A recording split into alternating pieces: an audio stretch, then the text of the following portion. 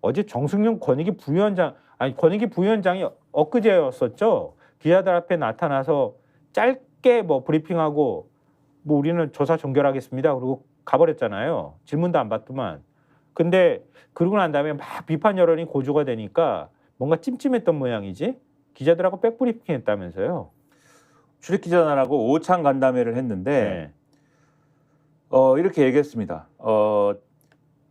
그러니까 명품 가방의 직무 관련성이 인정되지 않고 인정된다 해도 대통령 선물에 해당한다. 어느 쪽이든 대통령에겐 신고 의미가 없다라는 취지인데 네. 오찬 간담회를 하면서 지금 밖으로 드러나는 제공자 그러니까 최재형 목사의 진술 등에 비춰보면은 이 전원위원회 권익위 전원위원회 다수 의견은 직무 관련성이 없다는 것이다. 이렇게 설명을 했어요. 그리고 네. 설령 직무 관련성이 있다 해도 대통령 기록물법상의 대통령 선물에 해당을 한다. 그래서 신고 의무가 없다 이렇게 얘기를 했는데 네. 대통령 기록물법 제2조는 이거 많이 얘기해서 이제 다 아실 건데 대통령이나 가족이 직무 수행과 관련해 외국인에게 받은 선물 등을 대통령 기록물로 간주한다고 되어 있습니다. 네. 근데 최재형 목사는 국적이 미국이지 않습니까? 그래서 이 부분을 얘기를 하는 건데 그러니까 미국인이 준 선물이다 이거죠. 그래서 정승 부위원장은 네. 대통령 기록물법상 수수 즉시 국가기록물이 돼서 국가 소유다. 그래서 대통령은 이러나 저러나 신고 의무가 없는 사건이다. 네. 이렇게 설명을 했다라는 겁니다. 그러면은 어떻게 되는 거야? 외국인이 주면 다 받아도 되는 거야? 그러니까 말이죠. 그래서 이 기사에 보면 네. 이런 판단 여러 논란을 낳을 것으로 보인다. 네. 우선 최 목사가 건넨 금품을 공직자윤리법이 허용한 선물로 볼 수 있는지 볼 수 있다 해도 신고 의무가 없는지 등부터 논쟁적이다 이렇게 평가를 했는데 네. 인사혁신처 자료를 보면은 공직자윤리법 15조는 공직자 선물 수수 금지의 예외 조항인데 공직자는 어떤 선물도 수수할 수 없는데 외교 및 국제관례상 외국인으로부터 받는 선물은 거절하기 어려우므로 직무와 관련하여 공직자 또는 공직자 가족이 선물을 받은 경우는 허용해주기 위한 예외 조항이 있다는 거예요. 그러니까 외교 및 국제관례상입니다. 그러니까 뭐 예를 들면 외교관한테 받았다고 하면 몰라도 그러니까요. 아니면 해외 순방 중에 받은 선물이면 몰라도 그냥 평범한 목사가 그러니까 김건희 여사 부친하고 관계가 있다고 하는 거 그거 하나밖에 없는 거 아니에요? 그러니까 그 목사가 가지고 선물 주면은 외국인이 줬으니 외교 관례상 받아도 되는 거네요. 이렇게 된다는 거 아니에요? 그래서 참여연대 쪽에서 뭐라고 했냐면 네. 코멘트를 뭐라고 했냐면 이런 논리라면 기업이 외국인을 고용해서 대통령 배우자에게 마음껏 로비를 한 경우에 구체적인 청탁 내용이 입증되지 않는다면 어떤 법으로도 처벌할 수 없다. 그래서 청탁금지법 근간을 흔드는 위험한 발언이고 심각한 상황이다. 이렇게 얘기를 했다는 겁니다. 근데 더 황당한 거는 그러니까 공직자윤리법 15조는 외국인에게 선물을 받으면 지체 없이 소속기관 단체의 장에게 신고하고 선물을 인도하라고 규정하고 있잖아요. 그럼 거기다가 대통령 기록물법을 적용을 하게 되면 최 목사가 건넨 쬐끄만한 그 외국 가방 파우치, 네. 쬐끄만한 파우치는 대통령 기록물이 되는 것이니 지금 어디에 보관하고 있는지 일단 공개를 해야 될 거고 그러면 외국인이 또 다른 그 선물 건넨 거 있잖아요. 향수, 양주, 그리고 책 이것도 다 기록물로 보관을 하고 있어야 되잖아. 그래서 이 기사에 이렇게 돼 있어요. 이 상황이면 김 여사의 다른 행위들에 오히려 위법 소지가 생긴다. 김 여사는 최 목사로부터 받은 책 중 상당수를 버린 것으로 추정이 되는데 기록물을 버린 거네. 이는 대통령 기록물 무단 폐기에 해당할 수 있다. 선물 받은 화장품을 사용했다면 이것도 기록물 훼손 및 폐기다. 검찰도 책 중 일부가 버려진 정황을 수수금품은 대통령 기록물이라는 논리를 반박하는 근거로 검토 중이다. 이렇게 써놨습니다. 그럼 뭐야? 검찰이 만약에 그런 법리를 적용하게 되면 권익위 주장하고 지금 충돌하게 되는 거잖아요. 그것은 뭐 모르겠어요. 그냥 말도 안 되는 그래 얘기고. 우리 상식 아이씨 이걸 굳이 이렇게 꼬치꼬치 이게 법꾸라지들이 하는 거지 이게. 이건 법꾸라지조차도 안 됩니다. 이게 말장난이지 뭡니까 이게? 장난치는 겁니까 지금 권익위 이 권익입니까 이게?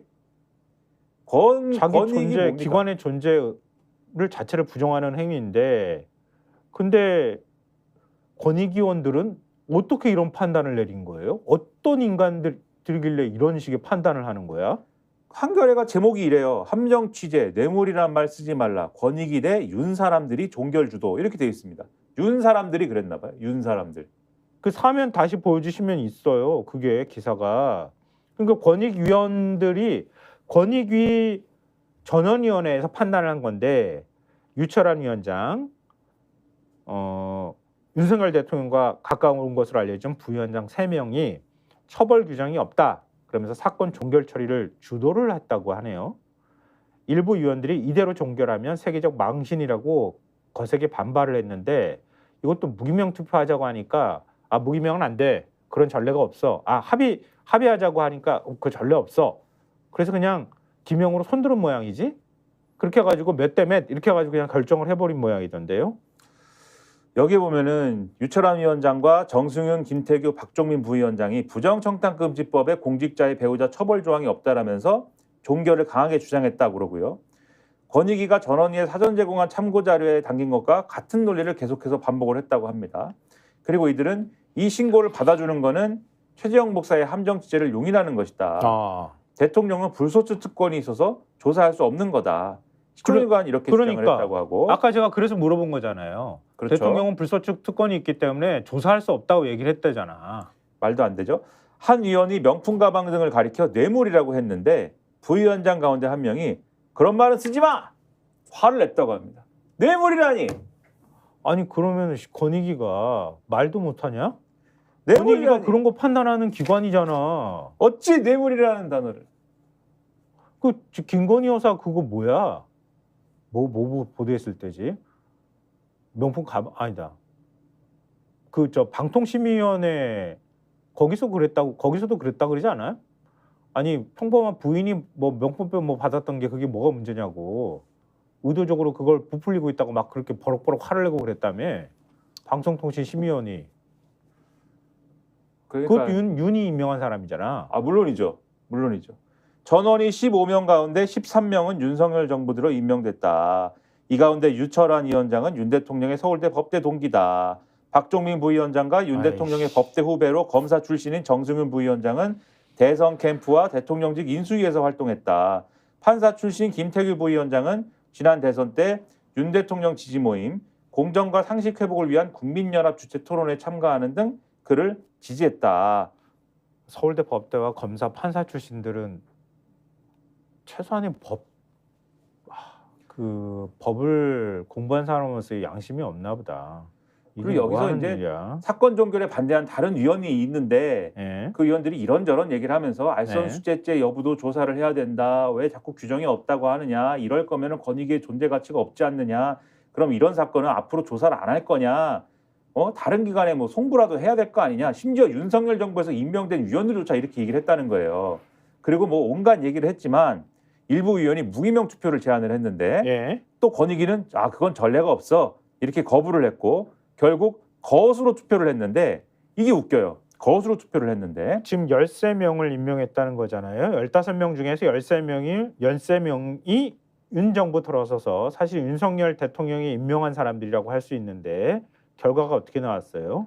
윤석열 대통령과 최재형 목사 사건에 대해서는 종결 8표, 수사기관 송부가 7표가 돼서 한 표 차로 종결이 됐고 김 여사 사건은 종결이 9표, 수사기관 이첩이 3표, 송부가 3표 이렇게 종결이 됐답니다. 그러면 이첩하고 송부는 뭔 차이야? 이렇게 생각하실 수가 있는데 예. 이첩은 범죄 혐의가 있다고 볼 때, 송부는 범죄 혐의가 불확실할 때 사건을 수사기관에 보내는 결정이다. 그러니까 송부라도 해야 되지 않느냐라는 게 뭐냐면 범죄 혐의가 우리가 범죄 혐의 판단이 어려우면은 수사기관에 보내서 넘겨주는 거지. 범죄 혐의를 니네가 한번 판단해봐. 이렇게 하자는 건데 그조차도 그렇죠. 그조차도 안 된다고 하는 녀석들이 9명이었다. 스픽스가 말하는 언론입니다. 대세는 유튜브, 그중에서 스픽스. 좋아요, 댓글, 구독, 알림 설정. 여러분이 저희를 사랑해 주시고 우리가 여러분을 사랑하는 4가지 방법입니다.